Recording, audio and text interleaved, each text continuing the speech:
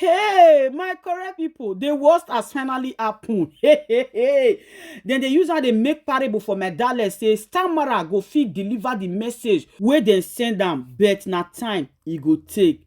Yul Edochie and beautiful Queen May family matter. I go drop the full video for the ending part. And other one, Uche, Ogbodo and Anita Joseph, they don't unfollow themselves. Una know say Anita Joseph talk and say e not go fit dey stab beautiful Queen May at the back, not even this time when the woman dey pain, and you go be my best friend. My correct people, yawa don finally gas. Make una come closer, make una come hear another tori.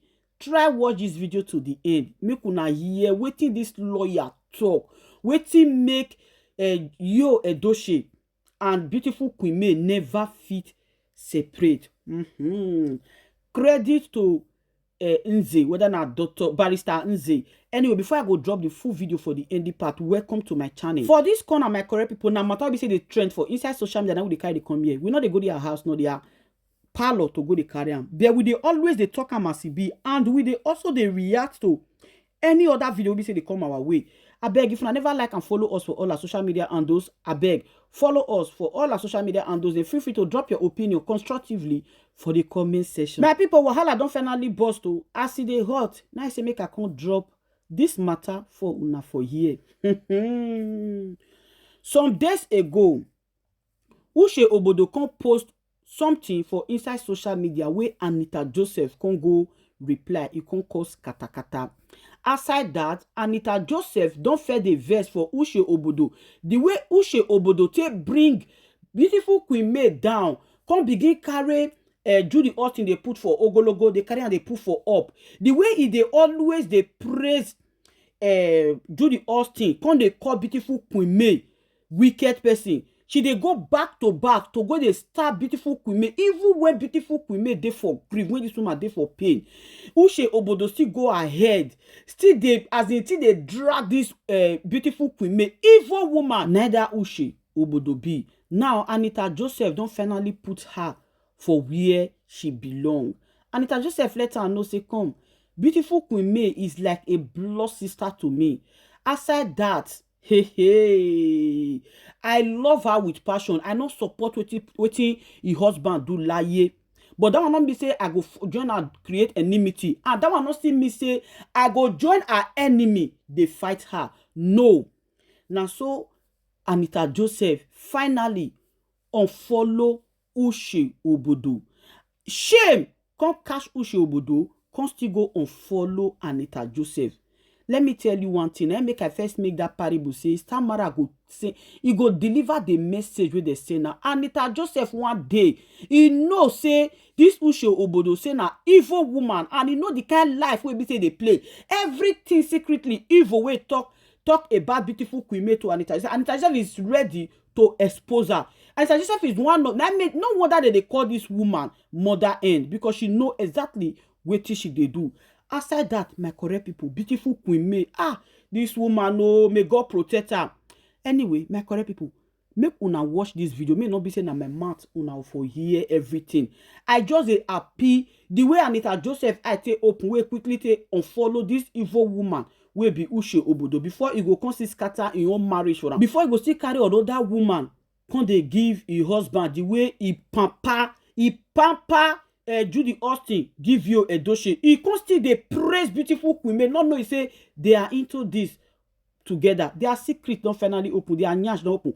Make una watch this video. Drop your opinion constructively for the comment section and follow us. Aproko. This video will be a masterpiece. Watch it, save it, share it. Whether or not you're going through a divorce, whether or not you will go through a divorce, whether you think you need it now or whether you think you do not need it at all, watch it regardless. I will be revealing very important, priceless information, knowledge of which will be helpful and will empower you. Now get your pen and paper. Let us begin. Now, a lot of factors necessitated my decision to create this content. I've always wanted to. Right from the time of the Leto Sinachi and her husband Peter, to the Tonto and Churchill saga, and now the May and Yul Edochie and Judy Austin situation. I have always wanted to enlighten you guys on how issues around these things work. I have read and heard people make several comments born out of harmless ignorance. Comments like, oh, if this happens, I will get a divorce. If my husband does this, I have divorced him. If my wife does this, I will divorce her. And it makes me wonder, do you think the court just grants divorce requests indiscriminately because you asked for it? The law respects and recognizes the sanctity of marriage and have stipulated certain grounds or reasons upon fulfillment of which it would grant a divorce. In today's video, guys, I will be explaining very clearly the grounds for a divorce in Nigeria. It is interesting to note that these laws are very similar amongst several jurisdictions all over the world.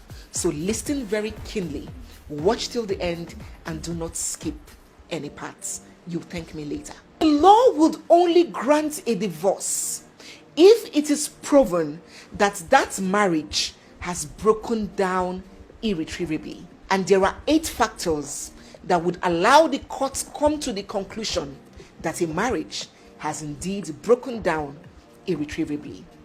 1. A willful and persistent refusal to consummate the marriage. A willful and persistent refusal to consummate the marriage. A court would grant a divorce request when one party to a marriage refuses to consummate the marriage. Now you may ask, what is consummation? Because a lot of people have a false idea of what consummation is. Consummation is not the everyday sexual intercourse that a man and wife has.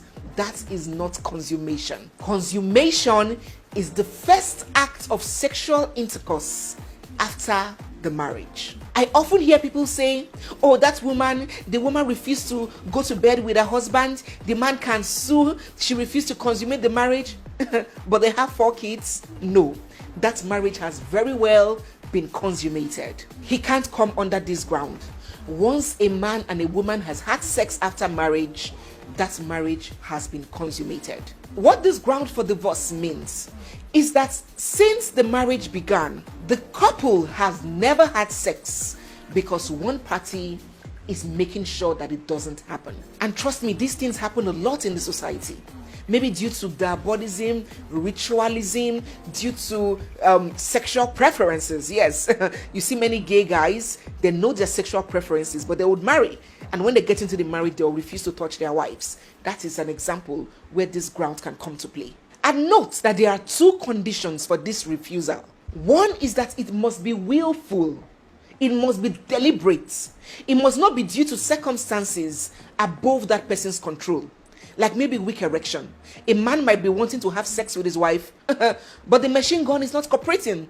That cannot come under this ground because that was not willful. Or maybe due to ill health or distance. This makes that refusal unwillful. That is on the one hand. On the second hand, the law says that that refusal must be persistent. It must be continuous. It must be repeated. So if after the marriage someone tries once, twice, and the man or the woman says no, or maybe because of pain, for inexperienced people, you now run to court and say this person has refused to consummate, no. That refusal must be persistent. Meaning you have tried and tried and tried and tried for a period of time and that person has still not budged.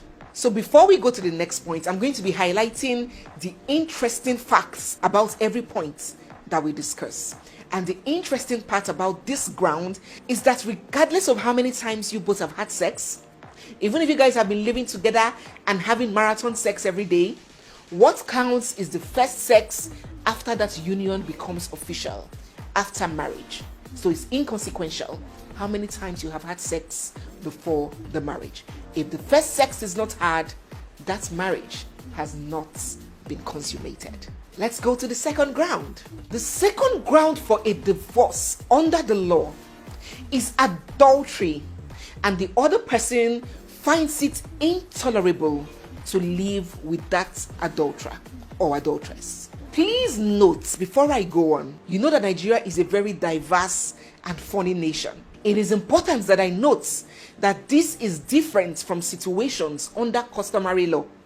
For those that did just traditional marriage, the situation is very different. Because under traditional marriage, a husband is permitted to divorce his wife on account of adultery, but a wife is not permitted to rely on her husband's adultery to seek for a divorce under customary law and traditions.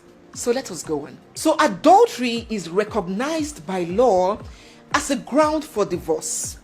Adultery being committed on one hand, and the fact that that person who has been cheated on finds it intolerable, cannot tolerate living with that person who has cheated on him or her. But please note, you lose a right to come under this ground if you by any way condone that adultery. So if an adultery happened some years ago, you didn't make a fuss about it, you forgave, you accepted it, and you continued living together as man and wife, discharging responsibilities, and later on in future you come and say, oh, he committed adultery in 1802. No, you are barred from coming under that ground because you condoned that adultery. An interesting fact about this ground is that the law makes provision for a spouse to sue for damages against the person who committed adultery with his or her spouse. So if Clara slept with Jane's husband, knowing that Jane is married to that man, Jane has a right in law to sue Clara for damages for sleeping with her husband. Side chicks wouldn't like this one. Let's go to the next point. The third ground for divorce under the Nigerian law is unreasonable behavior. The law puts it like this: that since the marriage, your spouse has behaved in such a way that it cannot be reasonably expected for you to live with him or her. I'm actually supposed to be using the terminology petitioner and respondent. Petitioner, the person seeking for the divorce, and respondent is the person that is being dragged to court, right? But I don't want to confuse you with all those legal terminologies. That is why I'm using your spouse, all right? Remember, I promise to keep this as simple and easy to comprehend as possible. So this ground borders on bad behavior. Intolerable behavior, a behavior that no human being can be expected to put up with. I consider this ground to be the broadest of them all. Other grounds are more definite and, enclosed, but this one accommodates all sorts, from excessive gambling to chronic indebtedness to gross irresponsibility, perpetual drunkenness, cruelty and bestiality, domestic violence and extreme anger issues, even the use of juju, and charms can comfortably come under this ground. The list is both broad and inexhaustive. So that spouse that is always getting so drunk that they call you, Mama Nkechi, we found your husband in the gutter at the junction, and you go there with wheelbarrow and pick your husband, and he's like, oh, woman, let me alone. You know those kind of husbands, and will still come back home and demand sex, stinking of alcohol, and even beat you on top of it if you refuse them.